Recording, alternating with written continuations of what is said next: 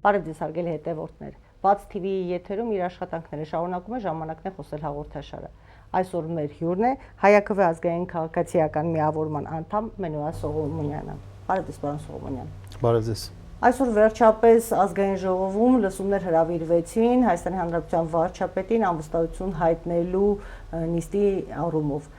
Ինչ վերաբերմունք ունեք ընդհանրապես իմպիչմենտի գործընթացին, հնարավոր արդյունքներին, որքանով տեղին է այս ամենը եւ ինչ կտա դա մեզ իրականում, արդյոք մեր միակ նպատակը վարչապետից ձերբազատվելն է։ Շնորհակալ եմ իմպիչմենտի գաղափարին եւ երևույթին եւ այժմ էականությանը շատ դրական եմ վերաբերվում եւ դա օրախնդիր հարց է։ Դա Աստված ստացվի։ Այն ինչ որ տեղի է ունենում, այն ինչ որ նախաձեռնվել է, մեկնարկել է ազգային ժողովում, բայց ցավոք սրտի շատ զգուշավոր լավատես կարող ենք լինել ամենամեղմ ձևակերպմամբ, որովհետև իմպիչմենտի հեռանկարը պարզորոշ երևալու համար, որպեսզի ասենք, որ գլուխ կգա, մի քիչ հանրային քաղաքական դաշտի մեջ դրա հետ կապված շատ ավելի ակտիվություն պետք է լիներ։ Բոլորը դրա մասին պետք է խոսեին, այսինքն քաղաքական թիվ 1 օրակարգ դարձող հարց պետք է լիներ, որի համար ի թիվս այլ գործոնների 1-2 կարևոր հանգամանք անհրաժեշտ են։ Առաջինը հանրային բարձր հեղինակություն ունեցող անձի թեկնածությունն է, որ այս պահին չի երևում, անկախ ամենայն հարգանքով առաջադրված թեկնածուին, հա, բայց պետք է այստեղ հասկանանք, որ իմպիչմենտը հենց միայն պարլամենտով տեղի ունենալ չի կարող։ Անհրաժեշտ է հանրային լայն մոբիլիզացիա, հանրային աջակցություն, ճնշում, իսկ այդ ամենը տեղի ունենալ չի կարող բազմամարդ, շատ բազմամարդ եւ տարբեր ուժերի կողմից մեծ ազդեցության ճնշում տեղի կունենա այն դեպքում, երբ որ միավորումը եւ հեղինակությունը թեկնածուի լինի բարձր։ Եվ բացի այդ, այսօր կարծես թե դեռևս 36 ստորագրությունները, որոնք ամենաանհրաժեշտ պայմանն են գործընթացը մեկնարկելու համար, նույնիսկ դա չկա, չի բավարարվում։ Բացի դրանից եւս 18 ստորագրություն քաղաքացիական պայմանագրի դաշտից կամ գոնե եթե հաշվի առնենք երկու падգամավոր կան, ովքեր որ դուրս են եկել ֆրակցիայից, 16 եւ եթե իրենք էլ միանան եւս 16 ստորագրություն։ Այսինքն դեռևս տեսական դատողությունների շրջանում ենք գտնվում, ցավոք սրտի այդպես է։ Ամեն դեպքում այն, որ լսումներ եղան այս թեմայով ազգային ժողովի ամբիոնից, այսպես ասեմ, հայտարարություններ եղան, ամենատարբեր քննադատությունները ծայրահեղ նույնիսկ կարծիքներով հնչեցին, դա բավականին լուրջ ձեռքբերում է այն առումով, որ հանրության լայն շրջանակները կկարողանան տարբեր կարծիքներ լսել կամա եւ որոշումներ կայացնել, կհամաձայնեն որոշ կարծիքներին, թե չեն համաձայնվի։ Այսուհանդերձ, այսպիսի մի հարց է ծագում, արդյոք եթե մենք ձերբազատվեցինք վարչապետ Փաշինյանից, մեր երկրի բոլոր խնդիրները կլուծվեն։ Արդյոք խնդիրը անձի մեջ է մեր երկրում։ Մենք պետք է հիշենք, որ անձնակենտրոն հասարակություն ենք, հանրություն ենք։ Դա լավ չէ, որ այդպես է։ Եվ միայն անձը չէ Փաշինյանի կարևոր երևույթն է, բայց տվյալ պարագայում Փաշինյանի անձը շատ կարևոր է։ Այն, որ իր վրա է կենտրոնացել ընտրությունը եւ այն, որ այդ քաղաքացիական պայմանագիր կոչվող խումբը, վարչախումբը կա այդ տեսքով գոյություն ունի, դրանում իր անձի գործոնը շատ շեշտակի է, կարևոր է եւ բազմաթիվ այլ առումներով, անգամ նույնիսկ Ադրբեջանի հետ հարաբերվելու, Թուրքիայի հետ հարաբերվելու տեսանկյուններից պարտված ղեկավարի չլինելու հանգամանքը, պարտություն կրած ղեկավարի չլինելու հանգամանքը շատ կարևոր է։ Բայց ես ձեզ հետ համաձայն եմ, որ մենք պետք է մեր քաղաքական միտքը այնպիսի վիճակներ գեներացնի, որ մենք կարողանանք ի վերջո համակարգեր ստեղծենք, գործառնող, գործունակ, կենսունակ համակարգեր ստեղծենք, որպեսզի անձից կախումը այդքան նշանակալի չլինի։ Մեր քաղաքական դաշտի տրագիզմը նրանում է կայանում, ի թիվս այլ պատճառների, նաև նրանում է կայանում, որ խաղացողները, քաղաքական դերակատարները քիչ են այնպիսիք, որտեղ որ անձի վրա հիմնվածություն չկա, որտեղ որ կա թիմայնություն։ Երևույթը մեկ անձ, մեկ կուսակցություն է, այսպիսի կուսակցություններ ցավոք սրտի շատ ունենք, եւ որոնք որ հավաքվում են նաև գաղափարների համար, նպատակների համար եւ գումարած դրան ներսում ունեն ներքին ժողովրդավարության բարձր մակարդակ եւ քաղաքական որոշումներ կայացնելու հարցում նույնպես այդպես լայն մասնակցայնություն են ապահովում։ Այդպիսիք ցավոք սրտի քիչ են, մենք քաղաքական մշակույթի լուրջ խնդիր եւս ունենք։ Ես այսօր որոշակի հարցումներ արեցի, ու ոչ պրոֆեսիոնալ բնույթ հարցումներ, բարձր ոչ սոցիոլոգիական, այս անդերց տպավորություն էր, որ հանրության որոշակի զանգված ասում է, թե ախր նախորդ իշխանության ղեկավարի համար ստեղծված այս հնարավորությունը հիմա ղեկավարում է Նիկոլ Փաշինյանը։ Եվ հիմա Նիկոլ Փաշինյանի դեմ այս ամբողջ գործողությունները, բոլոր գործողությունները կազմակերպվում են նախորդ իշխանության կարկառուն դեմքերի կողմից։ Հիմա ինչպես հասկանանք, եթե մի փոքր արդեն մեզ համար ավելի պարզաբերակով ասենք, այն սահմանադրությունը, որը գրվեց Սերժ Սարգսյանի համար, իշահ աշխատեց Նիկոլ Փաշինյանին, բայց հիմա նույն Սերժ Սարգսյանի թիմակիցները ասում են փողոցային շարժման շրջանակում, այդպես շատ հայտարարում են, որ ոչ մեկ անձնյա կառավարմանը։ Հիմա անձը փոխվեց, սահմանադրական եւ կառավարման համակարգը փոխվում է, ըստ այդմ, որպեսզի մեկ անձնյա կառավարում չլինի, թե բոլոր դեպքերում, եթե անձը ցանկալի է տվյալ կուսակցության կողմից, ուրեմն ընդունելի կարող է լինել։ Արդյոք մենք ճիշտ կանենք, եթե այսպես էմոցիաներին տրվենք, նախկինում մերժեցինք այն խմբերին, վարչակազմերին, հիմա մերժենք այս մեկին, իշար մյուսին։ Վերջը մեր նպատակը որն է, ուղղակի մերժելը, թե նպատակի հասնելը երկրի առումով։ Այո, շատ լավ հարցադրում եք անում։ Նպատակը այս ձեր հարցի կտրվածքով համակարգ ստեղծելն է, որպեսզի անձի գործոնը, իհարկե, այսպես թե այնպես բոլոր տեղերն էլ անձի գործոնը կան։ Նույնիսկ Ամերիկայի Միացյալ Նահանգների պես երկրում, որտեղ կան կայացած ինստիտուտներ, օրինակ այսօր անգամ ակադեմիական ազատությունների ոլորտում ինչ որ ճնշումներ կան Թրամփի անձով պայմանավորված, Թրամփի ոճով պայմանավորված։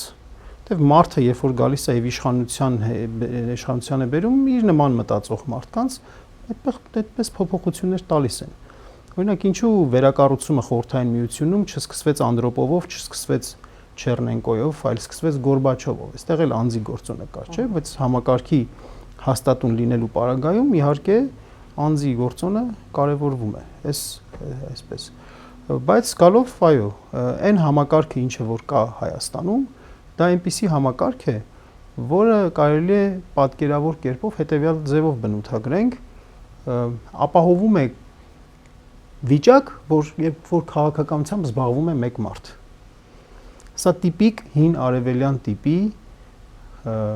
բացարձակ միապետական քաղաքական համակարգ է։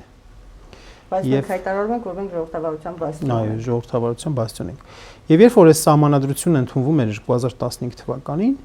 ես այն ժամանակ իհարկե քաղաքականությունից շատ հեռու, շատ կոմֆորտ վիճակի մեջ Երևանի պետական համալսարանում գիտական քարտուղար էի աշխատում, այդպես ինձ թվում էր, որ ամեն ինչ շատ հանգիստ է, լավ է։ Եթե չեմ սխալվում, ձեր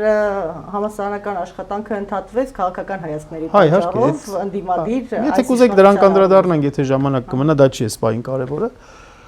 Ես ինքս ուզում եմ ասել, այն ժամանակ կողմ եմ քվեարկել այս սահմանադրությանը, որովհետև այդպես միամիտ մտածում էի, որ կդառնա Հայաստանը պարլամենտական համակարգ, պետական կառավարման ձևը կլինի պարլամենտական, իսկ պարլամենտականը շատ ավելի մասնակցայնություն է ապահովում։ Ես ուզում եմ հիշել, որ 2015 թիվներ այդ ժամանակ փողոցային շարժումներ շատ տեղի էին ունենում, հենց 15 թվականին Էլեկտրիկ Երևան տեղի ունեցավ։ Այնտեղ ես անձնական նաև դիսկոմֆորտների մեջ էի ընկնում այն պատճառով, որովհետև տեսնում եմ օրինակ, ասենք ուսանողներ ունեինք, որ ակտիվ մասնակցում էին այդ փողոցային շարժումներին։ Ես երբ որ տեսնում էի նաև այդ շարժումների մեջ ովքեր էին ներգրավում, իրանց ճանաչելով այդպես հետ էի քաշվում նաև, բայց ամեն դեպքում այդպես հերո էինք էլի քաղաքականությունից։ Այն ժամանակ էլ էլի քաղաքականությամբ հիմնականում մեկ մարդ էր զբաղվում եւ դրանից առաջ էլ ա եղել։ Օրակարգ թելադրել, իրողություններ, որը որ խորհրդային տարիներից հետո արդեն ակնհայտ դարձավ։ Իրողություններ ձևավորել եւ այլն, այդ միայն իշխանությունն է անում։ Բայց հետո երբ որ այս արհավիրքները տեղի ունեցան, սկսեցինք նաև համակարգային բնույթի պատճառները ուսումնասիրել, հասկացանք, որ այն համակարգը, որ այսօր կա, այդ համակարգը ինչ որ միտեղ գրվում է, չէ՞, ձևակերպվում է, որ դրա հիման վրա մասնակիցներ, հա, իրար միջև հարաբերությունների տեսակներ, այս համակարգը ոչ թե պարլամենտական, այլ վարչապետական համակարգ է, սուպեր վարչապետական համակարգ է, միապետական համակարգ է, ըստ էության միապետական համակարգ է, եւ վարչապետը անverջ կարող է վերընտրվել, հա, անverջ ինքը կարող է լինել այդպես, ոչ մի սահմանափակում չկա։ Սա ամենավատ փաստորեն համակարգը դուրս եկավ, թե 95 թվականի սահմանադրությամբ գոյություն ունեցող նախագահական համակարգի, թե 2005 թվականի դրությամբ գոյություն ունեցող կիսանախագահական համակարգի։ Սա փաստորեն վարչապետական համակարգ է։ Իդեպ որքանով ես եմ կարողանում վերլուծել հարցազրույցները տարբեր հարթակներից հնչող, ես չի ասի, որ հանրապետական կուսակցության ներկայացուցիչները կամ հետաքրքրվողները, հարողները այդ կուսակցությանը բացասաբար երբևիցե արտահայտվեն սահմանադրության մասին, այսօրվա դրությամբ գործող առանձին դրվագների հատվածների համար գուցե, բայց ընդհանուր առմամբ ասում են, որ շատ լավ սահմանադրություն է, նախորդների համեմատ, անհամեմատ լավ։ Ես այդքան էլ համաձայն չեմ։ Ես գիտեք, հիմա կարող ենք, մենք ազատ մարդիկ ենք եւ կարող ենք քննադատել, խոսել, ասել վատ եղավ, իրենք էին մեղավոր, որ էս սահմանադրությունը գրեցին, բան։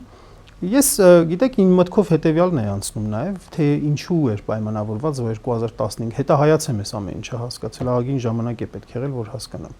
2015 թվականին ինչու է սահմանադրությունն ընդունեցին, ես կարծում եմ նրա համար, որովհետև այդ ժամանակ արդեն Հայաստանի վրա ճնշում կար։ Արցախի հարցով ճնշումներ կար եւ կառավարման համակարգի փոփոխությունը կարծում եմ դրանով էր պայմանավորված, որովհետև պարլամենտական համակարգում եկեք հասկանանք այդ ճնշում, որը ասելը ոնց է լինում։ Առաջնորդները հանդիպում են։ Նու օրինակ ասենք տվյալ դեպքում Հայաստանի եւ խոշոր գործընկերոջ կամ գործընկերների առաջնորդները հանդիպում են, հա, ասում են դե գիտես ինչ, սենց իրավիճակ է, պետքա գնաս զիջումների։ Մի բան է, երբ որ արտաքին քաղաքականությունը իրականացնելու ամբողջ պատասխանատվությունը մի անձի վրա է, նախագահի վրա է։ Մեկ այլ բան է, երբ որ խմբի վրա է, պարլամենտի վրա է։ Այս դեպքում ոնց որ մանևրներ անելու, հղումներ անելու, դե ես բան եմ անում, բայց գիտեք մեր մոտ պարլամենտական համակարգ է եւ այլն։ Ես հիմա հասկանում եմ իհարկե, բայց կներեք կարելի է շատ ավելի լավը մտածել։ Կարող է ես հիմա հետահայաց եմ, որ ասում եմ հայի հետին խելքով եմ մտածում, այս ամեն ինչը տեսնելով եմ բանում։ Ես նորից եմ ասում, այն ժամանակ կողմ եմ քվեարկել սահմանադրությանը, բայց այնքան խնդիրներ եմ ես հիմա տեսնում այդ կառավարման ձևի մեջ։ Միանշանակ, այս կարծես միաձայն ամեն ինչ որոշելու սկզբունքներ, որ 18 թվականին խնդիրներ առաջացան եւ Սերժ Սարգսյանը ավելի արյունալի բախումներից խուսափելու համար կամավոր այսպես հրաժարական տվեց, իսկ այս իշխանությունը կամավոր հրաժարական չի տալի, չնայած նրան, որ օրինակ այսօր ամբողջ օր ազգային ժողովի ամբիոնից հնչեցին բազմաթիվ տարաբնույթ պատճառներ, ինչու այլևս չի կարելի սպասել եւ չի կարելի վստահել Հայաստանի Հանրապետության ներկայիս գործող վարչապետին։ Բայց ստացվում է, որ նորից հրաժարականի կամավոր հրաժարականի տարբերակ չկա, իսկ իմպիչմենտը կարծես հնարավոր չի լինում իրականում գործարկել։ Այսինքն մենք ձևականորեն ունենք տարբերակը, որ հնարավոր է, բայց գործնականում իրականացնելը այնքան խնդիրների է բախում, որ դառնում է անհնարին ինչ որ մի փուլում։ Հիմա երբ ենք սրանից եւ ինչպես կարող ենք սրանից ձերբազատվել։ Արդյոք այս պահին, երբ Ադրբեջանը պարբերաբար շեշտում է, որ մեր երկրում պիտի փոխվի սահմանադրության փոփոխությունը, որը որ նախատեսում է այս իշխանությունը, եւ մեր նմանատիպ զրույցները նշանակում են, որ մենք ի նպաստ երկրի ենք ուզում, այլ ոչ թե այն, ինչ պահանջում է նույն Ադրբեջանը։ Իհարկե, եկեք մի շատ կարևոր վերապահում անենք։ Այն որ պետք է լինեն սահմանադրական փոփոխություններ, անխոս։ Բայց շատ կարևոր է այս արտահայտությունների մեջ չափազանց զգույշ լինել, ինչու, որովհետև որ մարդկանց մոտ, մեր հետևորդների մոտ, մեզ դիտողների մոտ չառաջանա տպավորություն, որ մենք թելում ենք Նիկոլ Փաշինյանի թելը։ Նա էլ է ասում է ես մեծամասնություն հավաքեմ, ակնկալում եմ ձեզնից մեծամասնություն 2026 թվականի ընտրություններին, որպեսզի սահմանադրություն փոխեմ։ Նրա փոփոխության նպատակը ուրիշ է, մեր նպատակը ուրիշ է։ Նրա փոփոխության նպատակը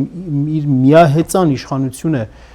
ցեմենտելն է, մեր նպատակը այնպես անելն է, որպեսզի չլինի երբեք միահեծան իշխանություն։ Այո, սահմանադրությունը եւ կարող ենք խոսել թե ինչու։ Մի քանի բաներ կարող ենք համակարգել, արմատավորվեն եւ իսկապես այս դեմոկրատիա կոչվածը իրականում ինստիտուցիոնալ հենքի վրա լինի, որ հակակշիռներ լինեն իշխանությանը։ Եկեք այդ հակակշիռներից ուզում եք խոսենք էլի։ Ես անշուշտ այս մասին եք խոսում, ես նույնիսկ մեկ անգամ հնարավորություն եմ ունեցել հարց տալ պարոն Փաշինյանին ասուլիսներից մեկի ժամանակ հակակշիռների առումով նա պատասխանեց, որ գիտեք, եվրոպական երկրներում այնքան հակակշիռներ իրենց համար ստեղծեցին, որ հետո դժվարանում են իրենց իշխանությունը իրագործել։ Դրա համար բոլոր հակակշիռները ինքը վերացրել է։ Այո, մյուս հարցը տալիս ենք, ասում ենք, իսկ գաղտնի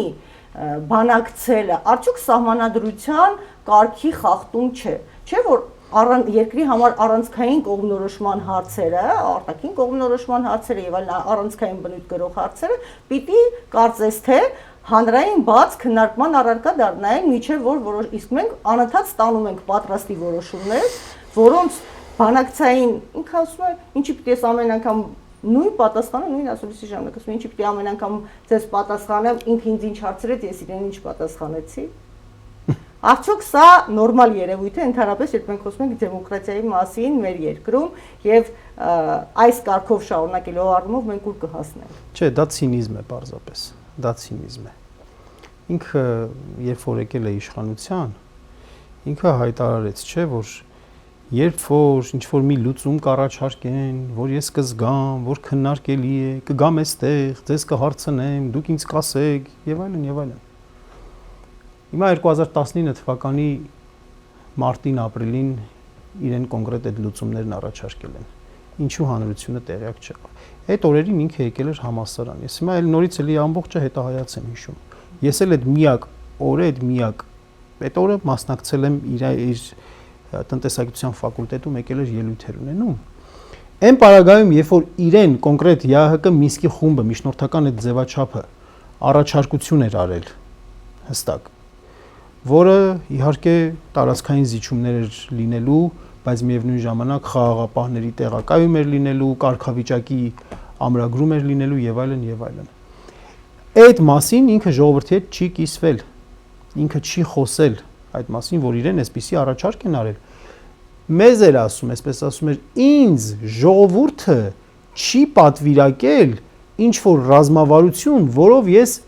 գնամ բանակցելու Արցախի հարցում։ Դուք պատկերացնում եք ինչ մոլորեցում է, ինչ մանիպուլյացիա է, այսինքն ժողովուրդը, դուք 3 միլիոն մարդ պետք է հավաքվեին ինչ որ ասենք, չգիտեմ, ագորայում, հա, հրապարակում այդպես պետք է հավաքվեին ինչ որ brainstorming պետք է անեին, մտագրող պետք է անեին, ինչ որ մի հատ այսպես բան պետքա ձևակերպեին, այն պարագայում, երբ որ գիտես ինչ Ղարաբաղի հարցով միևնույն ժամանակ մի բան էլ հիշեցնեմ, որ ինքը հայտարարել է, որ ես ապահովելու եմ ժառանգականություն, կոնկրետ օրով ժամով չեմ հիշում, եթե պետք բան կլինի, բայց այս բառերն էլ որ նույնիսկ փնտրտուք տանք ինտերնետում, ինքը ասել է, որ Արցախի հարցով ես ապահովելու եմ ժառանգականություն, բանակցությունների հարցով։ Այսինքն այն սկզբունքները, ինչ որ եղել են, այն մեթոդները, այն գործիքները, ինչ որ եղել են, խոստացել է, որ կանի, բայց չի արել։ Նոր կետից չես սկսել։ Եվ միևնույն ժամանակ, այո, ապրեք, ասեց նոր կետից եմ սկսում։ Իր իշխանության գալու երկրորդ օրվանից, նույնիսկ առաջին օրվանից, ինքը ամբողջ աշխարհին մեսիջ տվեց, որ արկա այդ միջնորդական ձևաչափին ինքը մարտահրավեր է նետում։ Մինսկի խմբի մասն է։ Այո, ինչու, որովհետև ինքը հայտարարեց, ասեց, ես Հայաստանի Հանրապետության վարչապետն եմ, ղեկավարն եմ։ Ես Արցախի ղեկավարը չեմ։ Արցախի ղեկավարը պետք է ներկայացնի Արցախը, հա, այսպես, այսինքն Արցախի հարցը պետք է Արցախի ղեկավարը բանն, այս բան ասեց։ Այսինքն եկել է իշխանության, դեռ ոչ մեկի հետ չի հանդիպել, ոչ Ֆրանսիայի նախագահին ա տեսել, ոչ Ամերիկայի Միացյալ Նահանգների նախագահին ա տեսել, ոչ Ռուսաստանի նախագահին ա տեսել։ Էթիկայի կանոնները պահանջում են անգամ, որ եթե դու միջնորդական ձևաչափի մեջ, ընդունված ձևաչափի մեջ ինչ-որ բան ես ուզում փոխես, մինչև հրապարակային խոսելը, մի հատ այդ մարդկանց հետ հələ խոսիր, մի հատ մտադրությունները տեղեկացրու։ Ինքը եկած չեկած օրվանից ես ամենամեղմ բանը ասացի։ Էլ չասած իր այդ վայրի վերումները, որ մինչև պատերազմը 2.5 տարվա ընթացքում ընդամենը մի անգամ է Մինսկի խմբի շրջանակներում ինքը հանդիպում ունեցել ու բայց միևնույն ժամանակ նորից ասել է, որ ժառանգականություն եմ ապահովելու։ Այսպիսի արկածախնդիր Շեր են սկզբից հրաժարվեց, այսինքն Մինսկի խմբի հետ բանակցելուց։ Չէ, ինքը երբ որ եկավ, ինքը այդպես պաուզա վերցրեց, time out վերցրեց։ Եթե կհիշեք 2018 թվականի սեպտեմբերին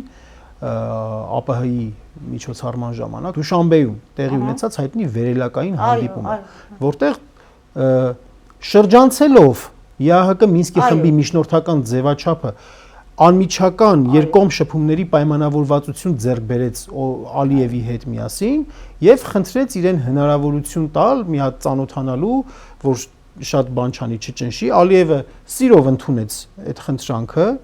ասաց շատ լավ, միջադեպեր չեն լինի սահմանային։ Ալիևը ձեռք բերեց կառուցողական կողմի իմիջ դրա հետ կապված, մի բավական երկար ժամանակ լարվածությունը սահմանին նվազեց։ Այդ ընթացքը Ալիևը օգտագործեց, այդ լարվածությունը որ լինում էր փոխադարձ էր, չէ՞ լինում, երբ որ ադրբեջանցիք պրովոկացիա էին անում, մերոնք պատժում էին, ճիշտ է, լավ պատժում էին, շատ ժամանակ անհամաչափ էին պատժում։ Այդ ընթացքում Ալիևը սահմանային ամրությունները արեց, իսկ մեզ մոտ չգիտեմ ինչ վիճակ էր, այդպես վակխանալիա էր, ուրախանում էինք, հանկարծ մեկս ծպտուն էինք անում, այդպես բան էինք դառնում, հրեշ էինք դառնում։ Գիտեք, անընդհատ ես փորձում եմ անընդհատ մեր հեռուստադիտողների եւ հետևորդների համար པարզ խոսեմ օրինակներով, բայց ես միևնույն ժամանակ յուրաքանչյուր թողարկման մեջ հասկանում եմ, որ կարծես կարճում ենք նրա առաջարկած օրակարգից, ամեն հաղորդման անդրադառնում ենք սխալներին եւ չենք հասցնում խոսել կարեւորից, իսկ ինչ անել, որ այդ ամենից դուրս գալ։ Հիմա իշխանությունը ինչ հակակշիռներ պիտի ունենա, եկեք անդրադառնանք նախորդ կարեւոր թեմային եւ ինչպես հասնենք դրան, որ այսուհետև յուրաքանչյուր իշխանություն մեր երկրում ունենա հակակշիռ, որովհետեւ ես իմ անձնական կարծիքը ասեմ, այն ազատությունը, որը սովորեցրեց Նիկոլ Փաշինյանը, հետ վերադարձ այն անազատությանը խոսքի առումով եմ ասում, այսօր էլ այն լիակատար ազատ չէ, բայց բոլոր դեպքերում Նիկոլ Փաշինյանին շատ ավելին կարելի ասել, քան նախկին 3 նախագահներին։ Հիմա ես դες հետ այդքան էլ համաձայն չեմ։ Դուք այդ մասին հիշեցրեցիք, ուրեմն 2024 թվականի գարնանը, երբ որ փետրվար ամսին 24 թվականի այդ հայոց պատմությունը, Հայաստանի պատմություն էին վերանվանում, այդ ժամանակ մենք շատ լայն արշավ արեցինք, Հայաքվե ազգային քաղաքացիական միավորումը դրա դեմ լայն արշավ արեց, այսպես բավական ազդեցիկ, ու երբ որ Ժաննա Անդրեասյանը Facebook-յան գրառում էր արել, շատ կոռեկտ բնականաբար, շատ բանով, բայց այդպես բավական այդպես դիպուկ ձևով կոմենտ էի արել։ Ինքը արձագանքեց, բա այն ժամանակ նախարարի ոնց որ այդ կոմենտ կանեի անողը աշխատանքի կմնար, թե չէր մնա, ասենց այսպեսի կոմենտ արեց, հետո մի հատ բլոկ արեց ու հիմա կներեք, ասենք ինչ ազատություն, գիտեք, այ ամբողջ խնդիրը նրանում է, որ իրենք այդպես իմիտացիա են անում, էլի, որ ազատություններ։ Այսինքն, բայց իրականում չկա, համաձայն եմ։ Ինքը թողնում է, որ ինչ որ մեկը մտնի իր էջի տակ իրեն հայհոյի,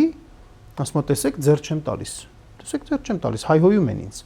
Բայց միևնույն ժամանակ տեղական ինքնակառավարման մարմինների ընտրություններում ժողովուրդը գնում է ձայնը տալիս է X տեխնացուին, X տեխնացուն հայտնվում է բանտում կամ ինչ որ գողություն են անում X տեխնացուի թիմի անդամներից ինչ որ ահաբեկում են, չգիտեմ, ինչ են անում, բերում են իրենց դաշտ, հետո ասենք այդ տեխնացուին, այն որ ժողովուրդը ասենք Արկադի Թամազյանին էր ընտրել, Ալավերդիում մեկ էլ հանկարծ տեսավ, որ չէ, իր ընտրած տեխնացուն չի կառավարում եւ վերջին այդպես հարվածը տրագիկ հարվածը 2 օր առաջ Փարաքարում 2 օր առաջ մենք տեսանք։ Հիմա գալով այդ կարևոր հարցին, հակակշիռների հարցին, թեման իհարկե տարողունակ է, մենք շատ կարող ենք խոսել դրա մասին, բայց իսկապես պարլամենտական համակարգում անգամ, եթե ուզում ենք, որ իսկապես պարլամենտական համակարգ լինի, եւ մի ժամանակ պատերազմից հետո ես մի քիչ այդպես ավելի շատ մտածում եի նախագահական համակարգ է պետք պատերազմի ազդեցությունների տակ։ Հիմա կարծում եմ, որ իհարկե մեծ տարբերություններ չկա, եթե հակակշիռները ճիշտ դրվեն։ Դիտարկենք անգամ պարլամենտական համակարգում իրավապահ մարմինների դատախազության եւ քննչական մարմիններին պետք է իսկական ազատություն տալ։ Ինչպես։ Այսօր դատախազին, գլխավոր դատախազին ընտրում է ազգային ժողովը падգամավորների 3/5-ով։ 3/5-ը քաղաքական մեծամասնության մեջ է մտնում։ Երբ որ մենք օրինակի համար դատախազի ընտրությունը անում ենք ոչ թե 3/5-ով, այլ 2/3-ով կամ նույնիսկ 4/5-ով, դա նշանակում է հետևյալը, որ դատախազ է դառնում այնպիսի մարդ, որը որ լայն քաղաքական շրջանակների եւ ընդդիմության եւ ինչպիսի մարդ պետք է լինի, որ եւ իշխանության եւ ընդդիմության վստահությունը վայելի։ Սա մեկ։ Երկրորդը մեր ազգային ժողովի ամենօրյա այս 7 տարիների աշխատանքի շրջանակում տեսնում ենք, որ ընդդիմության ձայները կան, չկան, էական չէ, իրենք ինչ ուզում են անում են, էլի, լիստին դնում են, հարցը դնում են քվեարկության, իրենք անցկացնում են եւ որևէ խնդիր չի ծագում։ Այդ չգիտեմ, երևի 2 տասնյակ հաղորդումներ կան, կոնկրետ հանցագործության հաղորդումներ կան Նիկոլ Փաշինյանի նկատմամբ,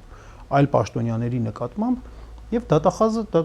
չեն տալիս, ընթացք չեն տալիս։ Ինչու, որովհետեւ դատախազը եղել է Նիկոլ Փաշինյանի օգնականը։ Էլ չի կարող, էլի, այլ տարբերակ չի կարող լինել, որ այդ դատախազը այդ դեպքում ոչ թե հանդես է գալու որպես պետական մարդ,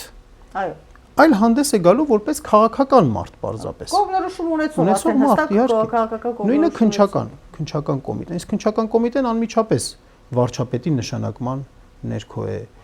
Գլխավոր շտաբի պետը վարչապետի նշանակման ներքո է, ազգային անվտանգության ծառայության պետը վարչապետի նշանակման ներքո է։ Այսինքն անգամ տեսականորեն, երբ որ վարչապետը կատարի հանցագործություն, նրան պատասխանատվության ենթարկելու բոլոր մեխանիզմները այսպես սպառված են։ Սա ամենապրիմիտիվ բաներից մեկն է, որ պետք է ապահովի, ամենակարևոր բաներից մեկը, կամ նախագահի ինստիտուտը։ Սկզբում ասում է, որ պետք է 2/3-ով ընտրվի, չէ՞։ Եթե դա հնարավոր չի լինում, ես ներողություն եմ խնդրում մեր հետևորդներից, եթե կարող է թվերի մեջ բանեմ, բայց իմաստը հենց դա է, էլի։ Եթե դա չի լինում, չի ստացվում, այսինքն չի ընտրվում 3/5-ով, եթե դա էլ չի լինում, ձայների պարզ մեծամասնությամբ իմաստը ո՞րն է այսպիսի դրույթներ գրել եւ նախագահին դարձնել նորից պարլամենտի քաղաքական մեծամասնության ձեռքի գործիքը։ Եվ մնացած բոլոր անկախ մարմինների կենտրոնական ընտրական հանձնաժողովը կլինի, հեռուստատեսության եւ ռադիոյի հանձնաժողով, բոլոր մարմինների նշանակումը տեղի է ունենում մի խմբակցության կողմից։ Եվ երբ որ հաշվի ենք առնում, որ այդ խմբակցությունն էլ մի անձի շուրջ է կառուցված լինում, մենք ձևականորեն ենք ունենում պարլամենտական համակարգ, իրականում ունենում ենք սուպեր վարչապետական համակարգ։ Այո, ես անկեղծ ասած չեմ կարծում, որ սա պատահականություն էր, ընտրակարգը եւ ընդհանրապես կառավարման կարգը, որ գրվեց եւ տրամադրվեց մեզ, եւ ես կարծում եմ, որ օր առաջ պիտի այս կարգերը փոփոխվեն, որպեսզի Նիկոլ Փաշինյանին հեռացնելուց հետո երկրորդ Նիկոլ Փաշինյան, ասված մի արս էլ ավելի անհաջող տարբերակով մենք այլևս չունենանք։ Որովհետեւ եթե մենք շարունակենք մեզ կապել անձանց հետ, ով կարող է ասել, որ օրինակ լավագույն ամենապատրիոտ անձնավորությունը տարիների ընթացքում ծերունական դեմենցիայով չի ախտահարվելու եւ այդ դրսեւորումները մենք չենք ունենալու մեր երկրում կառավարման ամբողջ համակարգի առումով եւ այլն։ Ընդհանրապես երկիրը ուր ենք տանում, երբ մենք կապում ենք ամբողջ երկրի գոյությունը մեկ անձի հետ։ Այո, բացի այդ նաեւ որոշակի այդ մերիտոկրատիզմի տարրերել են անհրաժեշտ դնել։ Այսինքն օրինակ նույն դատախազի հարցն ենք, չէ՞ լուծում։ Նապոլեոն Բոնապարտի ժամանակ կար իշխանության կազմակերպման մի սկզբում, որը կոչվում էր իշխանությունը վերևից, վստահությունը ներքևից, իշխանությունը վերևից։ Նապոլեոն Բոնապարտը մարդկանց պաշտոնի էր նշանակում, թեև ինքը այդպես դիկտատոր էր, չէ՞, դիկտատորի բան, բայց պաշտոնի էր նշանակում մարդկանց, որոնք ներքևի որոշ կառույցների, հա, շրջանակների վստահությունը վայելում էին։ Այսինքն տվյալ դեպքում գլխավոր դատախազ նշանակել ոչ թե նրան ում քաղաքական նպատակահարմար է համարում, այլ ինքը պետք է ամբողջ դատախազության ստրուկտուրայից դուրս եկած մարդ լինի։ Իրեն պետք է կոնկրետ դատախազական այդ ստրուկտուրան իր նկատմամբ վստահությունը ինքը պետք է առաջադրի։ Թող առաջադրի օրինակ 2, ես բան չեմ ասում, հա, դոգմա չեմ, մեխանիզմ։ Թող առաջադրի, ընդհանրենք 2 կամ 3 անձի, թող դրա մեջից ընտրությունը տեղի ունենա։ Օրինակի համար եմ ասում։ Էլ չասած, որ ազգային անվտանգության ծառայությունը, քննչական կոմիտեն, սրանք պետք է իսկապես անկախ մարմիններ։ Ծայրահեղ արագ եւ հաճախ փոխում են ազգային անվտանգության, այո։ Եվ օրինակ ասենք, ինչի Աբազյանը փոխվեց։ Հանրությունը իմացավ, թե այդ կարևորագույն մարմինը, պետական անվտանգության կարևորագույն այդ մարմնի նախագահի փոփոխությունը ինչով էր պայմանավորված։ Հոգնել էր, հա, այդ մարդը, ինչ տեղի ունեցավ, էլի օրինակ։ Եթե կարճ բանաձևային սկզբունքներով ասենք, ինչը պետք է փոխել ինչի, ինչպես ձևափոխել այն ինչ որ այսօր կա, բայց բացասական է գործում դեպի դրական է։ Որպեսզի sense կարճ բանաձևումով մի քիչ լայն կլինի, բայց իրական փոխզսպումների եւ հակակշիռների համակարգ է անհրաժեշտ։ Տեսեք, ես օրինակը հենց բերեցի դատախազության իրավապահ համակարգի վրա, որ իրապես պետք է անկախ լինեն այդ համակարգերը, պետք է իրապես անկախ լինեն, որպեսզի հանցագործությունների դեպքում իրենք կախվածություն չունենան, կաշկանդվածություններ չունենան։ Իսկ դա կստիպի իշխանություններին գործել ոչ թե ըստ Էրդողանի թելադրանքի, ըստ Ալիևի թելադրանքի կամ ըստ իրենց մտազեղումների, այլ պետական շահը հաշվի առնելով, որովհետև այն ինչ որ անում են իրենք սահմանադրություն խախտելով, անկախության հռչակագիր խախտելով, դա հանցագործություն է, որի համար իրենք անպատիժ են մնում։ Այդ անպատժելիությունն էլ բերում է անպատժելիությունը պահպանելու համար էլ իրենք ավելի ու ավելի շատ են։ Այսպիսով իրական փոխզսպումների եւ հակակշիռների իրական համակարգ ձևավորել եւ դրան գումարած մերիտոկրատիզմի, այսինքն մարդկանց, ովքեր որ արժանինքներ ունեն եւ այդ արժանինքները ձեռք են բերել իրենց մասնագիտական վաստակի, խելացիության, երկարամյա աշխատանքի շնորհիվ, նրանք եւս կարողանան ներդրում ունենալ երկրի կառավարման գործում, կարողանան մասնակցություն ունենալ, էլի։ Օրինակի դրա ձևերից մեկը կարող է լինել, օրինակ ասենք երկպալատ պարլամենտ ունենալը, որի վերին պալատում կլինեն մարդիկ ոչ թե անմիջապես ժողովրդի կողմից են ընտրվում ուղակի քվեարկությամբ, համաժողովրդական քվեարկությամբ, այլ ներկայացնում են որոշակի շահառուների շրջանակներ, համայնք, օրինակ, այո, մանկավարժների համայնք լինի, պահեստազորի սպաների, ասենք կամ զինվորականների համայնք լինի, դիվանագետների համայնք լինի։ Պրոֆեսիոնալ մարդիկ, ովքեր համակրանք ունեն, համընդհանուր համակրանք։ Այո, ովքեր որ իրենց այո այդ շրջանակներում եւ այդ մարդիկ գործուղվեն եւ իրականացնեն որոշակի օրենսդիր վերահսկողություն կամ իրենց տրվի որոշակի ֆունկցիաներ, ինչ որ մեկին ազատելու, ինչ որ մեկին նշանակելու։ Ես ինչու հիմա այսպես կոնկրետ բաներով չեմ խոսում, իսկ ընդհանուր իդեաների մասին եմ ես ասում, որովհետև մենք ինքներս հայ ազգային քաղաքացիական միավորման մեջ մենք հիմա այս ամեն ինչը մշակելու, քննարկելու փուլում ենք։ Որքան շատ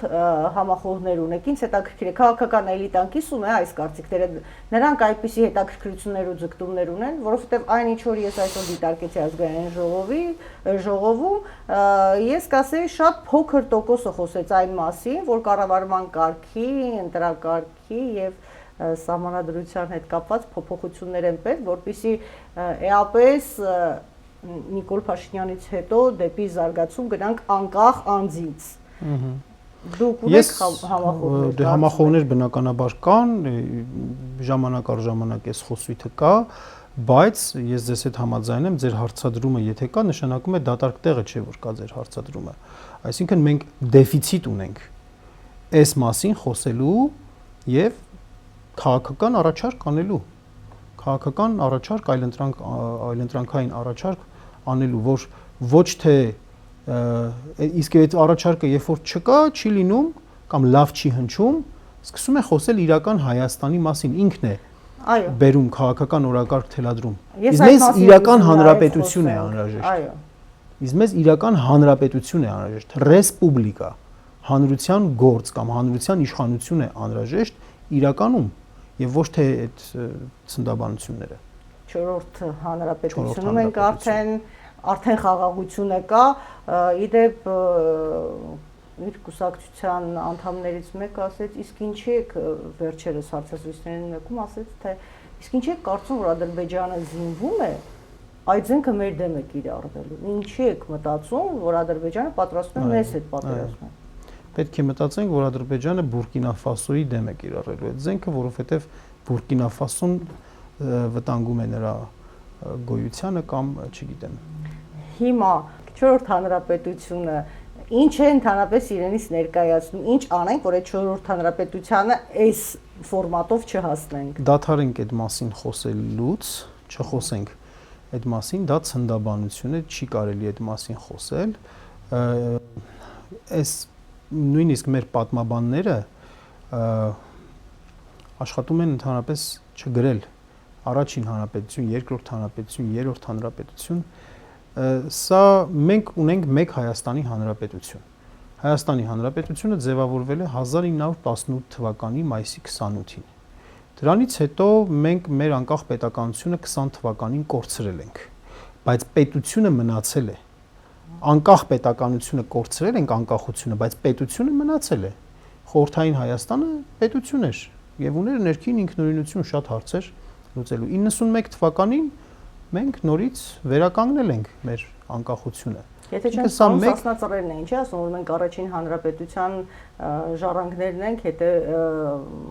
ժառանգորդներն ենք, այսպես ասեմ։ Ոչ միայն իրենք են ասում,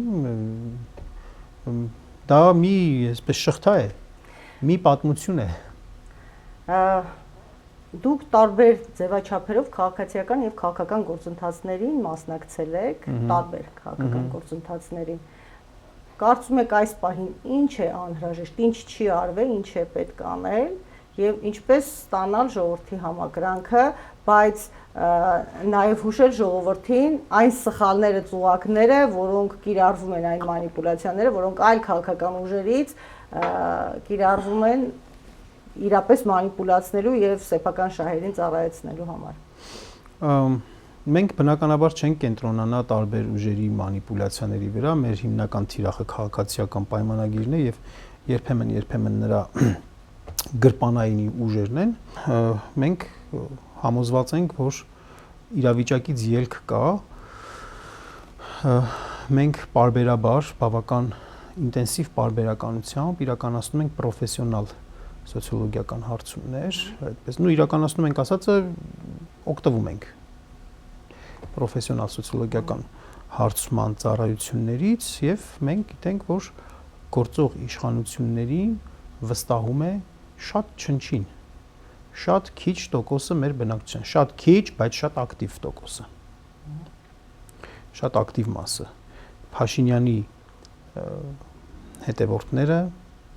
մեր մոլորյալ հայրենակիցները շատ ակտիվ են իրենց դրսևորում, սոցցանցերում համանային դեպս։ Բայց նաև մենք ունենք պատկեր, որ մի ստվար հատվածը մեր հասարակության ապաթիայի վիճակում է։ Այո, այդ մասին այսօր էլ խոսվեց ազգային ժողովում։ Անտարբերություն չասեմ, ավելի շատ հիասթափված։ Այո։ Անտարբերություն էլ կա, հիասթափվածություն էլ կա։ Քիչ առաջ խոսում ենք, որ շատ պրոֆեսիոնալ մարդիկ ուղղակի մի կողմ են անցնում եւ չեն ուզում մտնել որևէ process-ի մեջ։ Այո, որովհետեւ հավատը կորել է։ Դա ինչպես կարելի է հաղթահարել։ Դա կարելի է հաղթահարել մի քանի հանգամանք լինելու դեպքում։ Մեկը իրատեսական առաջարկներն են։ Իրատեսական եւ շահավետ։ Շահավետ ոչ թե ամեն անձի շահի տեսանկյունից, այլ մեր ժողովուրդը լավ էլ գիտակցում է իր հավաքական շահը։ Արժանապատվության վերականգնման տեսանկյունից, պետության կենսունակության վերականգնման տեսանկյունից, իրատեսական առաջարկներ մեկ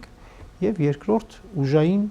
կենտրոնների ձևավորում, որովհետեւ մարդիկ կարող է համակրեն առանձին ինչ-որ անձանց կամ ուժերի, բայց նրանց վստահությունը պայմանավորված է նրանով, թե ինչքանով են կարողանում ուժ պրոյեկտել այդ տվյալ ուժերը, հա, ինչքանով են կարողանում ուժեղ լինել։ Դա այդպես է, մարդկանց չես կարող մեղադրել։ Համագործակցեք առաջիկա ընտրություններին։ Բոլոր այն ուժերի, որոնք որ գործող իշխանությունների գծին, քաղաքական գծին դեմ են գնում եւ այդ հարցում անկեղծ են, սատելիտ վիճակներ չեն։ Չգիտեմ, էթիկապես ճիշտ կլինի անուններ տալ թե չտալ, որովհետեւ կարծում եմ դրա անհրաժեշտությունը չկա, բայց մենք պատրաստ ենք արտախորհրդարանական դերակատարների հետ եւ առաջարկել ենք եւ կոնսուլտացիաներ ունենք։ Հետաքրքիր միտում է, պիտի ընդհատեմ նորից ձեզ, այսօր ազգային ժողովի ամբիոնից եւս մեկ բանախոս որ հանդես էր գալիս, ասաց թե բոլոր երեք նախագահները պիտի անպայման հանրայինորեն հաստատեն, որ այլևս երկիրը ղեկավարելու ցանկություն, նպատակներ եւ ծրագրեր չունեն, որպեսզի վերականգնվի, հա, հավանաբար այն վստահությունը, որը ունեն այդ կուսակցությունները կամ այդ միավորները, բայց չկա վստահություն կոնկրետ անձանց նկատմամբ։ Հաստորեն դուք նորից շեշտում եք, որ արտախորհրդարանական, այո, ես չեմ ասում, որ խորհրդարանականը պետք է բան չանի, չէ, խորհրդարանական, իրենք իրենց գործիքներով, իրենք շատ ավելի կայացած, շատ ավելի երկար պատմություն ունեցող ուժեր են, շատ ավելի ռեսուրսներ ունեցող ուժեր են, բայց այսօր փաստացի այնպիսի իրավիճակ է, որ պետք է մենք հաշվի նստենք իրավիճակի հետ, իրավիճակն էլ հետեւյալն է, որ ոչ իշխանություններին, ոչ խորհրդարանական ընդդիմությանը հանրության մեծ մասը չի վստահում։ Բոլորին միասին մեծ մասը չի վստահում։ Եվ այդ պարագայում օրախնդիր անհրաժեշտություն է, որ արտախորհրդարանական հատվածի միավորում լինի։ Իսկ ինչ վերաբերում է թեկնածության հանգամանքին, այո, պետք է լինի բարձր հեղինակություն վայելող թեկնածու, որը չունենա կոռուպցիոն անցյալ, օդիոզ դեմք եղած չլինի, որոշակի այդպես հաջողության փորձ ունեցած լինի եւ բացի դրանից էլ հանրությունը իմանա այն հստակ պայմանների մասին, պայմանավորվածությունների մասին, որ այս մարդը եկավ, ինչ է անելու, օրինակ ասենք, լայն դաշինք է ստեղծելու, այդ դաշինքը ինչ որ ժամանակավոր ձևով կառավարելու է, անելու են անհրաժեշտ համակարգային փոփոխությունները, սահմանադրական անհրաժեշտ համակարգային փոփոխություններ եւ դրանից հետո գնալու են ընտրություններ։ Օրինակի համար այս տարբերակով ես կարծում եմ, որ իսկապես հանրային լայն համախմբում տեղի կունենա եւ մենք հայակվեն նաեւ դրա շահառուներից մեկն է։ Պարոն Սողոմոնյան, եւ հասկանում եմ, որ պիտի ավարտենք այսուհանդերձ։ Մենք չխոսեցինք ազգային նպատակներից, սակայն հենց ի սկզբանե նպատակս այս հանդիպման այն էր, որ փորձենք գեներացնել, հա, ժողովրդի մեջ այն միտքը, որ ազգային նպատակներ պիտի ունենանք, առանց դրա այսպիսի իրավիճակում ենք հայտնվում, որովհետև մեզ կարծես մեկ անձ է անընդհատ սովորեցնում, թե որն է մեր ազգային նպատակը, որն է հայրենասիրության մոդելը։ Իսկ որն է, ինքը ինչ է ասում, որն է մեր ազգային նպատակը։ Օրինակ, երբ ես մամուլի ասուլիսներից մեկի ժամանակ դրան այդ հարցը տվեցի, ինքը ինձ ասեց, որ ամերիկյան համալսարանում շուտով նախապատրաստվում է մեկ դասախոսություն, կարող եմ այցելել եւ ծանոթանալ այն ազգային նպատակի։ Բայց գոնե գիտեն հայրենասիրության նոր մոդելի մասին, որը մենք չիմացանք, բայց նրանք արդեն գիտեն։ Հիմա ես ուզում եմ մեկ քայլ շուտ իրապես հանրության ազգային նպատակները ձևակերպվեն, որպեսզի նորից չսովորեցնեն այն, ինչը մեզ պետք չէ սովորել իրականում։ Շատ լավ ճիշտ հարց եք տալիս, այո, մարդը չի կարող նպատակ չունենալ։ Մարդը երջանիկ չի լինի, եթե նա նպատակ չունենա։ Եթե նա չիմանա իր կոչումը, չիմանա ինչի համար է ապրում այս աշխարհում։ Մարդը շատ տխուր կլինի, երջանիկ չլինի, եթե նա պարզապես ուղղակի ապրի։ Իմանա, որ իր կյանքի, ախր դա իմաստ բառն էլ չես կարող օգտագործել։ Այ Փաշինյանն ինչ է ասում, ասում է, դե մարդը պետք է առավոտը վեր կենա, գնա սուրճ խմի, գնա գործի գա, հա, դա այսպես թե այնպես պետք է լինի, այսպես թե այնպես պետք է լինի,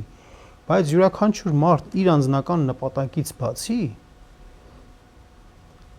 Մարդը վեհանում է այն ժամանակ, մարդը բարձրանում է այն ժամանակ, երբ որ առաքելություն է ունենում։ Այդ առաքելությունը կապված է լինում ուրիշների դժբախտությանը դարման անելը, ուրիշների արտասուքը սրբելը, հանրային բարիք գործելը։ Սա է մարդու առաքելությունը ու մենք էլ որպես հազարամյակների քաղաքակրթություն ունեցող ժողովուրդ մենք ունեցել ենք այդ առաքելությունը։ Այդ առաքելությունը պատմականորեն մենք ունեցել ենք, ես վերջերս վերընթերցում էի Ագաթ Հանգեղոսի հայոց պատմությունը, այնտեղ շատ պատկերավոր ձևով նկարագրում էր հայոց առաքելությունը։ Աստծո լույսը տարածել ամբողջ տարածաշրջանում։ Շատ պատկերավոր էր ինչ իմաստով, որովհետև ասում է, երբ որ լուսավորիչը իր հրաշքը գործեց, դևերը այդտեղից վեր կացան ու ասցին մենք այստեղ էլ անելիք չունենք, փախնենք գնանք Կովկասի կողմերը։ Հետո երբ որ մենք տեսնում ենք օրինակ Մեսրոպ Մաշտոցի գործունեությունը, թե ինչպես է լույսը, դպրությունը տանում Կովկասի շրջանը, կամ Արիստակեսը Գրիգոր Լուսավորչի որդին ոնց է գնում բարբարոս ցեղերի մոտ քարոզում, կրթում, Աստծո խոսքը տանում, լույս տանում, հա, մենք սա շատ կարևոր խոսք է, շատ կարևոր վկայություն է մեր առաքելության մասին։ Մենք որպես ազգ ունենք առաքելություն ու շատ պետություններ են իրենց առաքելություն վերագրում։ Ամերիկան էլ է վերագրում, Ռուսաստանն էլ է վերագրում, Թուրքիան էլ է վերագրում։ Ամերիկան աշխարհի փրկիչն է, բայց եկեք համաձայնենք, որ մեր այս Աստծո խոսքը ամենևին չի համընկնում մեր հարևանների Աստծո խոսքի հետ եւ այստեղ իրապես Նիկոլ Փաշինյանի ասած վտանգները ավելի շատանում են, եթե մենք ասենք սա է մեր ազգային նպատակը։ Պետության մակարդակով մենք պիտի նպատակ ունենանք եւ ազգային նպատակը պետության մակարդակով որը պիտի մենք ունենք դա ձևակերպված է մեր անկախության հռչակագրում։ Մեր անկախության հռչակագրում ձևակերպված է այդ նպատակը։ Այդ նպատակը մեր ժողովրդի մի հատվածի ազատությունը ապահովելն էր։ Արցախն էր մեր նպատակը, Արցախի ազատությունը ամրագրելն էր, որովհետև մեր ժողովրդի նկատմամբ, մեր Արցախի ժողովրդի նկատմամբ եւ մեր ամբողջ հայ ժողովրդի նկատմամբ մեծագույն անարդարություն էր տեղի ունեցել։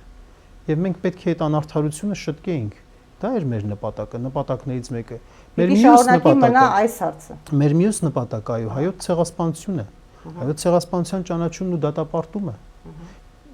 Տեսեք, եթե մենք այդ նպատակին չենք գնում ցեղասպանության ճանաչման ու դատապարտման, մենք էլի մեր վրա վտանգ ավելի է շատանում ցեղասպանության։ Հիմա Փաշինյանենք ներկայացնում են, որ ցեղասպանության ճանաչումը մեր վրա սպառնալիք է հարուցում, բայց ընդհակառակը ցեղասպանության ճանաչման process-ը մեզ համար լրացուցիչ անվտանգության բարձիկ է ապահովում։ Եթե խորը մտածենք այդ ամեն ինչի, որ Թուրքիան ճանապարհները չէր բացում, ընդհանրապես այսքանով բացեց ինչ պետք է անեն, որ բացեց այդ ճանապարհները, այդ ինչքան ապրանք ունենք, այդ ինչքան արտահանում ունենք Թուրքիա տանելու, որ իրենք չեն արտադրում։ Այդ ինչ մենք հետաքրքրություն կարող ենք ներկայացնել մեզանից։ Բացելն է, բացելը, թող բացենք, մենք խոսել ենք այդ մասին, թող բացենք, բայց ինչի Կարս Գյումրին չեն բացում։ Ինչի են Կարսից այդ լեռներով, լեռնաշղթաներով, ծակելով ուղեկամուրջներ, թունելներ սարքելով 2.4 միլիարդ եվրոյի ներդրումով ինչի են ուզում նոր երկաթուղի կառուցեն, որ գա ընդամենը 42 կիլոմետր հատվածով Հայաստանով անցնի։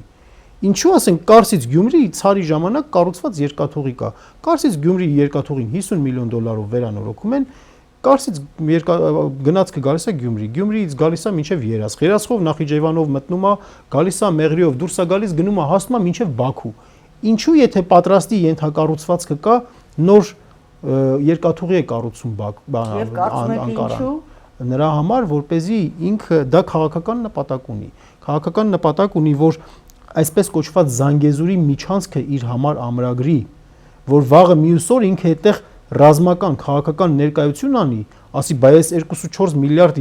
եվրոյի ծախս եմ արել, այդքան ներդրում եմ արել։ Մենք թշնամական երկրների մասին պետք է բան անեմ, իհարկե։ Մեր նպատակը, մեր ազգային նպատակները մեր անկախության հռչակագրում ձևակերպված էին։ Հանգամանք հռչակագիր, փաստաթուղթ, որ Նիկոլ Փաշինյանը ասում է, ինչքան ես կարդում եմ, զգում եմ, որ այդ անկախության հռչակագիրը մեր անկախության հետ կապ չունի։ Այո, ասում է, դուք պատմական Հայաստանից եք խոսում, ես իրական պետական Հայաստանից եմ խոսում։